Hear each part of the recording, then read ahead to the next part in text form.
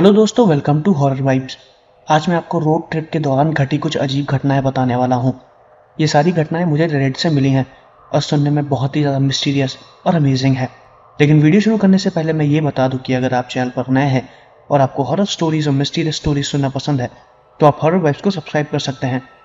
और अगर आपके साथ भी कोई अजीब सी घटना घटी हो तो वो सारी घटनाएं आप मुझे मेरे इंस्टाग्राम पर भेज सकते हैं।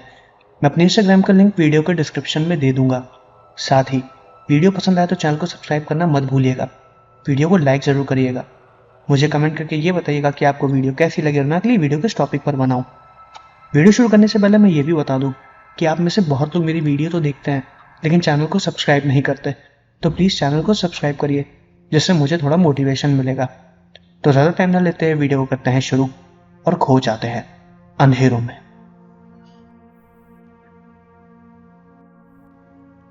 ये पहली घटना कोडी नाम के एक व्यक्ति के साथ घटी थी। अब आगे की घटना मैं आपको कोडी के पॉइंट ऑफ व्यू से बताऊंगा। मेरा नाम कोडी है। इस घटना को मैं कभी भी नहीं भूल सकता हूं। मेरे जीवन की सबसे ज्यादा भयानक घटना थी ये। उस वक्त काफी ज्यादा जोर से बारिश हो रही थी। मैं अपने घर में अकेला था।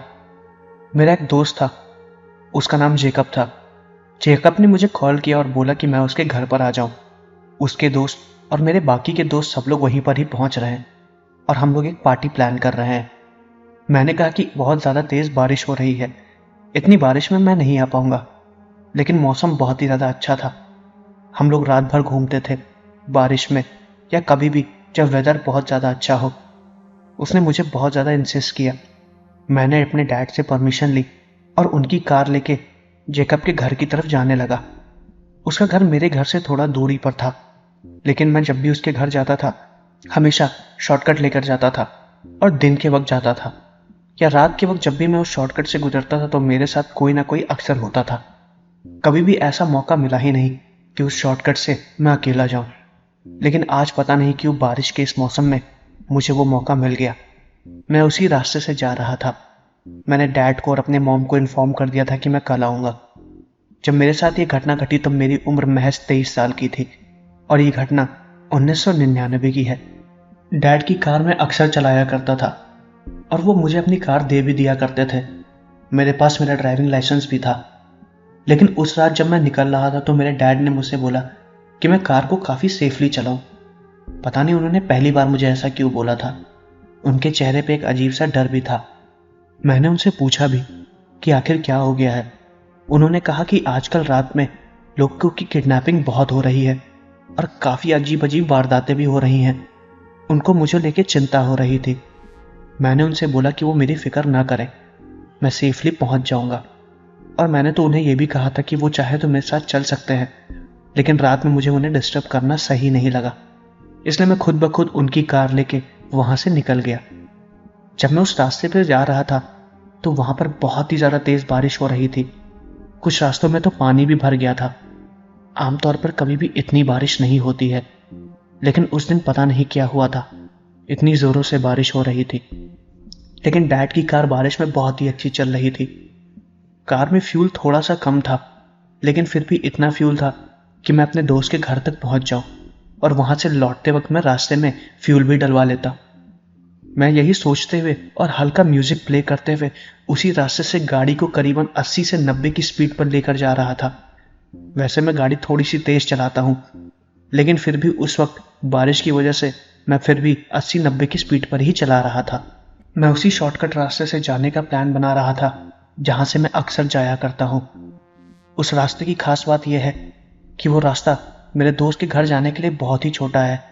उस रास्ते से जाते वक्त मैं 10 से 15 मिनट बचा लेता हूँ और फ्यूल भी बचता है। उस रास्ते से जब मैं जा रहा था तो वहां पर बहुत ही ज़्यादा अंधेरा था।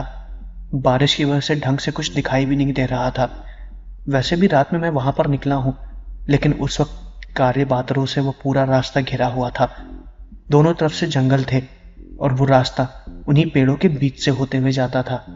रोड काफी ठीक थी और एकदम सीधी 2 लेन रोड, जिसपे गाड़ी को आराम से चलाया जा सके। पेड़ों की वजह से बारिश की कुछ बूंदें उस रोड पर कम पड़ रही थी, लेकिन फिर भी मैं गाड़ी को काफी धीमे चला रहा था क्योंकि उस वक्त मुझे बहुत ज्यादा अजीब लग रहा था। इतनी बारिश उस एरिया में मैंने पहली बार देखी थी। हल्का फुल्का रोड पे पानी भी भरा हुआ था, जो कि प्रॉपर ड्रेनेज सिस्टम से धीरे धीरे निकल रहा था। वो रास्ता काफी ज्यादा सुनसान था। मेरे अलावा वहां से रात में कोई भी नहीं निकल रहा था। डैड की कार की बीम काफी दूर तक जा रही थी। रास्ता देखने में मुझे कोई भी दिक्कत नहीं हो रही थी। बारिश की कुछ बूंदें मेरी गाड़ी के ऊपर पड़ रही थी, जिनको मैं वाइपर से बार बार साफ कर दिया करता था और फिर उसी रास्ते चुपचाप कार को चला रहा था। और इन्हीं सब घटनाओं के बाद धीरे धीरे एक अजीब सा हादसा मेरे साथ घटता रहा। पानी की जो बूंदें मेरी गाड़ी पर गिर रही थी और जिनको मैं वाइपर से साफ किया जा रहा था, धीरे धीरे उन बूंदों का रंग बदलता गया। मेरी आंखों के सामने वो ट्रांसपेरेंट बूंदें धीरे धीरे लाल रंग के खून में बदलती गईं और मेरी गाड़ी की विंडशील्ड पूरी लाल होती जा रही थी, खून से ढकी जा रही थी। मैं बार बार वाइपर से उसे साफ करने की कोशिश कर रहा था और बार बार वही सब हो रहा था। मुझे समझ में नहीं आया कि आखिर ये हो क्या रहा है। पूरी रोड अंधेरे में डूबी हुई थी। मुझे सिर्फ आगे का रास्ता दिखाई दे रहा था, जहां तक कार की वो लाइट दिखा रही थी। और ये सब मेरा कोई वहम नहीं था। धीरे धीरे पूरा कांच लाल हो गया और मैंने अचानक से गाड़ी को साइड में रोक दिया और ऐसा लगा कि जैसे वो मेरा कोई वहम था। सामने सब कुछ साफ था। वो चीज गायब हो चुकी थी। नॉर्मल पानी बरस रहा था और विंडशील्ड एकदम पहले जैसी ही थी। मुझे समझ में नहीं आया कि आखिर मुझे हुआ क्या। ये मैंने क्या देखा? ये सच था या मेरा कोई वहम? मैं उसी को ही प्रोसेस करने में लगा हुआ था। और ये घटना महज 30 सेकंड की ही थी, लेकिन इस घटना ने मुझे हिला दिया था। उसके बाद मैं कुछ देर तक वैसे ही बैठा रहा। गाड़ी स्टार्ट थी, गला अपने आप सूख गया था। बारिश हल्की फुल्की तेज हो रही थी, लेकिन बड़े बड़े घने पेड़ों की वजह से बूंदें बहुत कम पड़ रही थी। मुझे जल्दी से वहां से निकलना था। मैं अभी तक आधा रास्ता ही पार किया हूं। तभी कुछ देर बाद जैसे ही मैंने गाड़ी स्टार्ट की, मैंने गाड़ी के एक तरफ की कांच पे किसी ने नॉक किया। मैंने तुरंत उस तरफ देखा। देखते ही मैं डर गया। वो एक आदमी था। उसकी उम्र लगभग मेरे पिताजी जैसी ही थी। मैं उसे देख रहा था, बारिश में भीगा हुआ, सफेद चेहरा, आंखें एकदम छोटी छोटी और उसके घने बाल थे। वो मुझे ही देख रहा था। मेरी गाड़ी में लगातार तेज म्यूजिक बज रहा था, जो मुझे काफी जोर से सुनाई दे रहा था। उसी म्यूजिक में दबी हुई उसकी एक आवाज आई, क्या आप मुझे आगे तक छोड़ सकते हैं? मुझे उसकी आवाज समझ में आ नहीं रही थी। मैंने म्यूजिक को धीमा किया और दोबारा उसकी आवाज को सुना। उसने फिर से मुझे बोला कि क्या आप मुझे छोड़ सकते हैं? वो वहीं पर ही खड़ा था। उसका चेहरा थोड़ा सा धुंधला था। जिस तरफ वो खड़ा था, उसने उस तरफ के कांच को हाथ लगा के पानी को साफ किया और दोबारा उसने मुझसे बोला कि क्या मैं उसे आगे तक छोड़ सकता हूं? मैं कुछ देर तक उसे देखता रहा। उसके घुंघरैले बालों पे उसने एक बड़ी सी टोपी पहन रखी थी, जो कि थोड़े पुराने जमाने की थी, और वो पूरा भीगा हुआ था। मैंने उससे बोला ठीक है। पता नहीं क्यों, पर मैं उसे मना ही नहीं कर पाया। इतनी रात में एक अजीब आदमी के लिए कार खोलना मुझे बहुत ही ज्यादा अजीब लग रहा था, लेकिन ऐसा लग रहा था कि मैं अपने मन से नहीं बोल रहा हूं। मैंने अपने आप गाड़ी के अंदर के लॉक को खोल के उसे बैठाया और वो बैठ भी गया। मैंने इस चीज का ध्यान भी नहीं दिया था, लेकिन उसके कपड़े पूरे सूख चुके थे। पहले मुझे लगा कि शायद बारिश में वो गीले थे, लेकिन जब वो अंदर बैठा तो उसके कपड़े पूरे सूखे थे। मैंने ये चीज उसके बैठते ही नोटिस की थी, लेकिन मैंने उसे कुछ भी नहीं बोला। वो मुझे मुस्कुराते हुए चेहरे से देख रहा था और मैं उसे बड़ी बड़ी आंखों से। ऐसा लग रहा था कि वो मुझे सम्मोहित कर रहा है, लेकिन मुझे कुछ भी समझ में नहीं आ रहा था। फिर उसने मुझे दोबारा बोला कि मैं गाड़ी चलाऊं, और मैं दोबारा गाड़ी को चलाने लगा।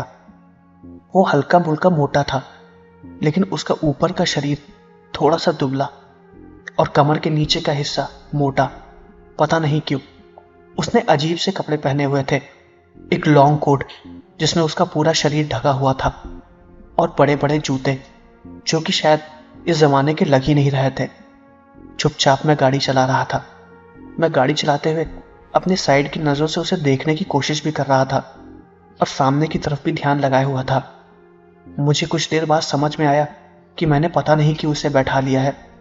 मैं बस यही चाह रहा था कि जल्द से जल्द ये जंगल का रास्ता खत्म हो और ये मेरी गाड़ी से उतर जाए।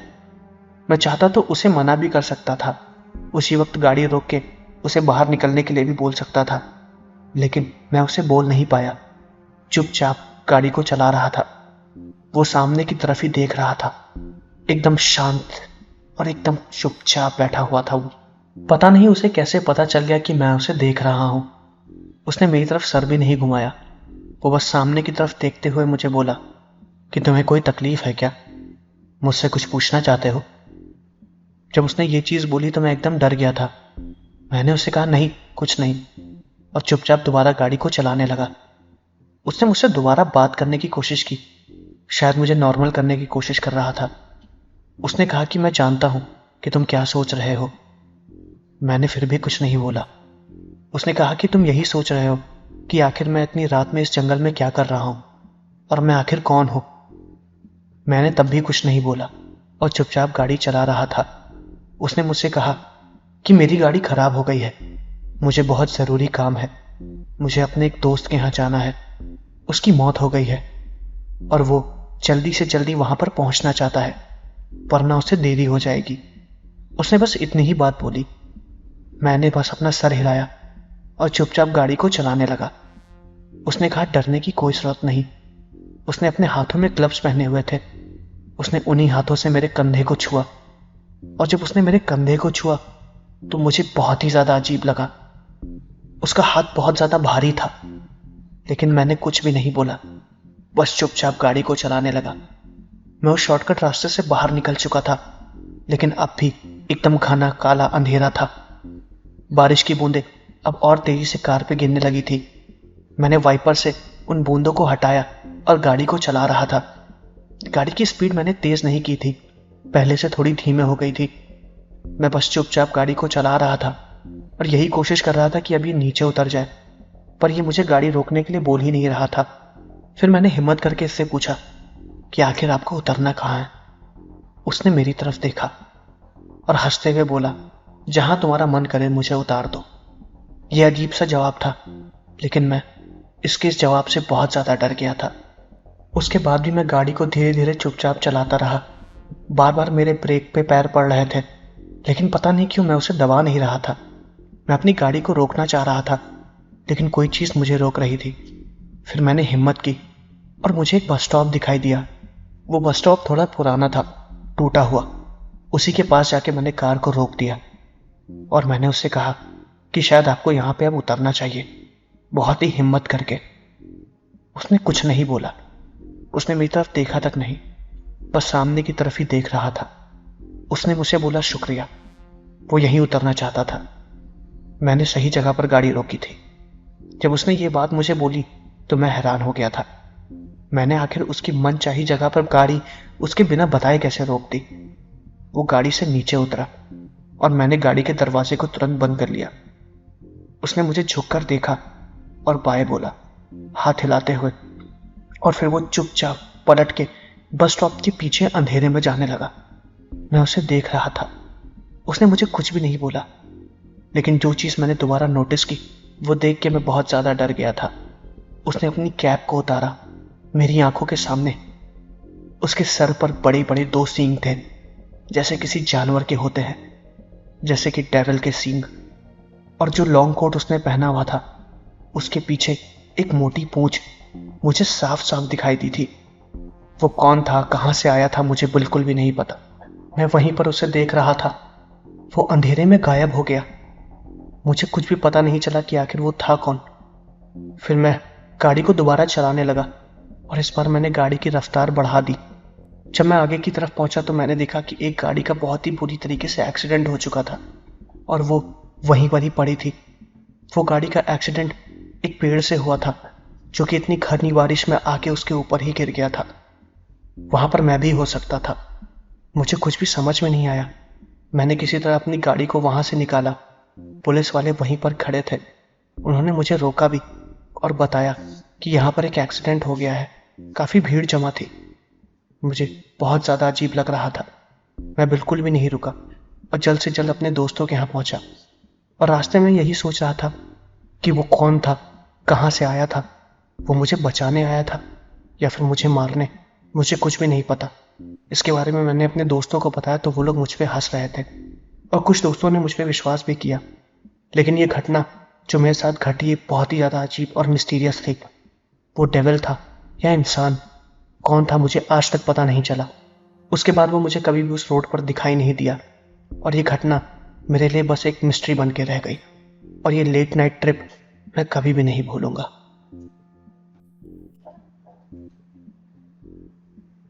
तो दोस्तों, ये थी पहली घटना। अब मैं आपको एक दूसरी घटना बताने वाला हूँ। ये दूसरी घटना गारगरा नाम की एक लड़की के साथ घटी थी। और अब आगे की घटना मैं आपको गारगरा के पॉइंट ऑफ व्यू से बताऊंगा।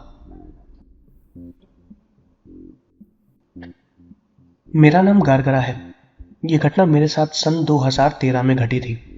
समर्स का टाइम था। मैं अपने मॉम डैड से जिद कर रही थी कि वो मुझे कहीं घुमाने के लिए ले जाएं। उन्होंने भी मेरी जिद मानते हुए मुझे कहीं घुमाने का फैसला किया। काफ़ी दिन हो गए थे मैं कहीं गई नहीं थी और मॉम डैड को भी काफ़ी टाइम हो गया साथ में टाइम स्पेंड किए हुए। हम लोगों ने प्लान बनाया और फिर उसी प्लान के अकॉर्डिंग हम लोग अलबामा की तरफ कहीं अच्छी जगह घूमने जाने वाले थे। डैड ने एयरबीएनबी से एक होटल बुक किया था। वो बेसिकली एक रिसॉर्ट था जहाँ पे हम लोगों ने पूरा एक घर रेंट पर ले लिया था। काफ़ी दिनों बाद साथ में वो हमारी पहली वेकेशन थी। मैं वहाँ पर जाने के लिए बहुत ही ज़्यादा एक्साइटेड थी। मॉम ने मुझे उस लोकेशन के बारे में भी बताया था और मुझे कंप्यूटर पे कुछ फ़ोटोग्राफ्स भी दिखाई थी कि वहाँ से माउंटेन व्यू बहुत ही सुंदर दिखता है। हम लोग थोड़ा शहरी एरिया में रहते हैं जहाँ पर नॉइस पोल्यूशन यही सब रहता था। पहाड़ों पे मुझे बहुत ही कम विजिट करने को मिलता था और मैं बहुत ही ज़्यादा एक्साइटेड थी। हम लोगों ने अपने बैग्स पैक किए और फिर उस जगह के लिए निकल गए। वो जगह हमारे घर से ज़्यादा दूर नहीं थी, लेकिन फिर भी हम लोगों ने अपनी गाड़ी से जाना उचित समझा और हम अपनी गाड़ी से ही जा रहे थे। पहुंचने में हमें करीबन 1 दिन का समय लगा, लेकिन वो जगह बहुत ही ज़्यादा खूबसूरत थी। हरे हरे बड़े बड़े पेड़, बड़े वादियाँ और बहुत ही सुंदर जगह। जब हम लोग उस घर पर पहुंचे तो वो बहुत ही अच्छा था। मैं उस घर को देख के समझ गई थी कि हमारी ये ट्रिप बहुत ही अच्छी होने वाली है। वहाँ पर पापा की कार पार्क करने के लिए एक बहुत बड़ी जगह भी थी, प्लेइंग एरिया भी था और रूम्स भी बहुत बड़े बड़े थे। हम वहाँ पर 10 दिन रुकने वाले थे और खूब मज़े करने वाले थे। मैं बस थोड़ा सा उदास थी क्योंकि मैं चाहती थी कि अगर मेरे कुछ दोस्त भी यहाँ पर होते तो और भी मज़ा आता। लेकिन हम एक फैमिली टाइम स्पेंड करने आए थे, इसलिए फिर मैंने इसके बारे में ज़्यादा ध्यान नहीं दिया। जब ये घटना मेरे साथ घटी थी तब मेरी उम्र महज 14 या 15 साल की थी। मैं अक्सर अपने डैड के फ़ोन से अपने दोस्तों को कॉल भी किया करती थी। वहाँ पर रूम्स काफ़ी ज़्यादा बड़े थे और मैं उन्हें अपनी इन ट्रिप्स के बारे में भी बताया करती थी जो कि मैंने यहाँ पर एंजॉय किया। लेकिन वहाँ पर 2 दिन तो सब कुछ ठीक था। तीसरे दिन मेरे साथ कुछ अजीब अजीब घटनाएं घटने लगी। रात में मैं अपने रूम में सो रही थी, तभी मुझे अचानक से किचन एरिया से कोई आवाज़ आने लगी। वो आवाज़ एक ऐसी आवाज़ थी जैसे कि कोई चल रहा है। मॉम डैड सो रहे थे। मैंने रूम को खोला और किचन एरिया में रूम की तरफ से ही देखने लगी। मैंने देखा कि वहाँ पर कोई टहल रहा है। वो एक औरत थी। मुझे वो साफ साफ दिखाई नहीं दी, लेकिन उसकी काली काली परछाई से साफ साफ ये पता चल रहा था कि वो एक औरत है। वो वहीं डाइनिंग टेबल के पास बैठी हुई थी। उसने मुझे बिल्कुल भी नहीं देखा, लेकिन मैंने उसे देख लिया था। फिर वो कुछ और करने लगी, अपने हाथ पैरों को ज़मीन पर पटकने लगी और फिर अजीब सी हरकतें करने लगी। वो शायद रो रही थी। उसके रोने की आवाज़ मुझे भी सुनाई दे रही थी। ज़मीन की तरफ देख के अपने हाथों को बार बार पटक रही थी और तभी वो अचानक से मुझे देखने लगी। काले अंधेरे चेहरे में 2 लाल लाल आंखें चमकने लगी जिसने सीधा मुझे देखा। डर की वजह से मैंने अपने दरवाजे को बंद कर लिया और बेड के अंदर दोबारा घुस गई। मुझे नींद नहीं आ रही थी। चादर को ओढ़ रखा था, लेकिन साफ साफ पता चल रहा था कि वो मुझे देख रही है। उसके दोबारा चलने की और कदमों की आवाज़ आने लगी, जो कि धीरे धीरे और तेज होती जा रही थी, जिससे साफ साफ ये पता चल रहा था कि वो मेरे कमरे की तरफ आ रही है। मैंने अपने आप को चादर से ढक रखा था। मुझे आवाज़ आई जैसे मेरे कमरे का दरवाज़ा खुल रहा हो। वो दरवाज़ा धीरे से खुला भी और मैं अंदर ही थी। मुझे कुछ भी समझ में नहीं आया कि बाहर कौन है। मैंने अपनी आंखों को बंद कर रखा था और फिर धीरे धीरे वो दरवाज़ा अपने आप फिर से बंद हो गया। मैं 5 मिनट तक अंदर ही थी, कोई भी हरकत नहीं हुई। फिर मैं चद्दर के बाहर आई। मैंने देखा कि सब कुछ एकदम नॉर्मल है। मेरे कमरे का दरवाज़ा बंद है और वहाँ पर कोई भी नहीं है। मैंने दोबारा कमरे को खोला और बाहर चेक करने लगी। वहाँ पर कोई भी नहीं था। सब कुछ नॉर्मल लग रहा था। उसके बाद मैं जाकर सो गई और मैंने सोचा कि इसके बारे में मैं सुबह मम्मी और डैड को बताऊंगी। लेकिन जब मैं सुबह उठी तो मैंने देखा कि उन दोनों का मूड खराब था। शायद उन दोनों की किसी वजह से कोई बहस हुई थी, लेकिन वो ये बात मुझे नहीं बताना चाह रहे थे, इसलिए मैंने इस बात को उन्हें भी नहीं बताया। उनकी कोई पर्सनल प्रॉब्लम थी। कुछ देर बाद उन दोनों का मूड एकदम नॉर्मल हो गया और फिर मैंने इस घटना के बारे में किसी को नहीं बताया। मुझे भूख लग रही थी, वहां पर कुछ सामान भी नहीं था। मॉम डैड ने कहा कि यहीं पास में कोई ग्रोसरी शॉप है, वो लोग वहां से जाकर कुछ सामान लेकर आते हैं, तब तक मैं घर पर ही रहूं। उस समय हल्की फुल्की शाम हो गई थी, सूरज लगभग डूबा ही था। माउंटेन व्यू वहां की बैल्कनी से बहुत ज्यादा प्यारा लग रहा था। मैं वहीं सनसेट को ही देख रही थी।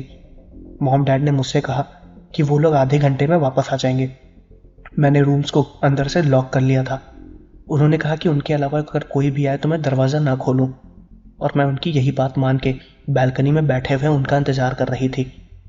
वो दोनों कार से चले गए और मैं वहीं बैल्कनी पर ही बैठी हुई थी। सब दरवाजे पूरे अच्छे से बंद थे और मैंने चेक भी कर लिया था। तभी मुझे किचन एरिया से कुछ गिरने की आवाज़ आई। मैं वहीं पर बैठी हुई थी। आवाज़ सुनते ही मैं भागते हुए किचन एरिया की तरफ गई। वहां पर नीचे ग्लास गिरा हुआ था जो कि टूट चुका था। मैंने उस टूटे हुए ग्लास को उठाकर डस्टबिन में डालने की कोशिश की और तभी बेसमेंट का एक दरवाज़ा अपने आप खुल गया। वो दरवाज़ा इतनी ज़ोर से खुला कि ग्लास का एक कांच का टुकड़ा मेरी उंगली में घुस गया, जिसकी वजह से मुझे हल्की फुल्की ब्लीडिंग भी होने लगी, लेकिन वो उतनी ज़्यादा तेज़ नहीं हो रही थी। ब्लीड होते ही मैंने तुरंत उस उंगली को अपने मुंह में लगा लिया और नॉर्मल करने की कोशिश करने लगी। वो बेसमेंट का दरवाज़ा जैसे ही खुला, मुझे समझ में नहीं आया कि आखिर क्या हुआ। मैं तुरंत उस बेसमेंट में जाके देखने लगी। अंदर से मुझे दोबारा किसी के रोने की आवाज़ आ रही थी और अब मैं बहुत ज़्यादा डर गई थी। अंदर एक औरत थी। मेरी हिम्मत नहीं हो रही थी कि मैं नीचे बेसमेंट में उतरूं। उसकी सीढ़ियां अंधेरे में डूबी हुई थीं और वहां पर कोई भी लाइट नहीं थी। मैंने उससे बोला कि तुम कौन हो, बाहर आओ। वो बाहर नहीं आई और अंदर ही थी। मैंने दोबारा उससे बोला कि तुम बाहर आओ, मैं तुम्हारी मदद कर सकती हूँ, लेकिन वो कुछ भी नहीं बोली। कुछ देर बाद उसका रोना बंद हो गया और सब कुछ एकदम शांत हो गया। मेरी हिम्मत नहीं हुई कि मैं बेसमेंट में नीचे उतरूं। फिर मैं धीरे धीरे दरवाजे को बंद करने लगी और तभी मुझे ऐसा महसूस हुआ कि उन सीढ़ियों से चढ़ के कोई बेसमेंट के रास्ते ऊपर आ रहा है मेरे पास। मुझे कोई दिखाई नहीं दे रहा था, लेकिन आवाज से साफ साफ पता चल रहा था कि कोई सीढ़ियों पर चल रहा है। मैं पीछे हटी और तभी मुझे चिल्लाने की आवाज आई। वो एक औरत के चिल्लाने की आवाज थी। वो आवाज इतनी जोर से थी कि पूरे घर में गूंजी और मैं बहुत ज्यादा डर गई थी। डर की वजह से मैं इतना जोर से चिल्लाई कि मैं घर के बाहर भाग गई और मैं मॉम डैड से जाके लड़ गई, जो कि जस्ट अभी घर के अंदर आए थे। उन्होंने अपनी गाड़ी कब पार्क की, वो लोग कब आए, मुझे पता भी नहीं चला। मैं बहुत ज़्यादा डर गई थी और रोने लगी। मॉम डैड ने बोला कि मुझे क्या हुआ। मैंने उन्हें सब कुछ बताया, रात की घटना के बारे में भी बताया। मॉम डैड ने जब चेक किया तो नीचे बेसमेंट में कुछ भी नहीं था, सब कुछ खाली था। उन्हें लगा कि ये मेरा वहम है, लेकिन ये मेरा कोई वहम नहीं था। मैं बहुत ज़्यादा डर गई थी। उस रात मैं मॉम डैड के पास ही सोई थी। मुझे बहुत ज़्यादा अजीब लग रहा था। शायद मेरी तबीयत धीरे धीरे खराब हो रही थी। हमें वहाँ आए 3 दिन से ज़्यादा हो चुके थे। मुझे वहाँ पर बहुत डर लग रहा था और जब तक मैं वहाँ थी मेरी तबीयत खराब ही होती रही। मैंने मॉम डैड से उन्हें चलने के लिए बोला और वो लोग मेरी तबीयत को देखते हुए उसी रात उस घर को खाली करके वापस चले गए। हम लोगों ने अपनी ट्रिप वहीं पर ही एंड कर दी और ये घटना बहुत ही ज़्यादा अजीब थी। घर पहुँचते ही मेरी तबीयत ठीक हो गई। दरअसल मेरी तबीयत उस घर से निकलने के बाद से ही ठीक होना चालू हो गई थी। वो घर हॉन्टेड था और ये ट्रिप जो हमारे साथ घटी ये बहुत ही ज़्यादा मिस्टीरियस थी और इसके बारे में मैं अक्सर लोगों को बताती हूँ।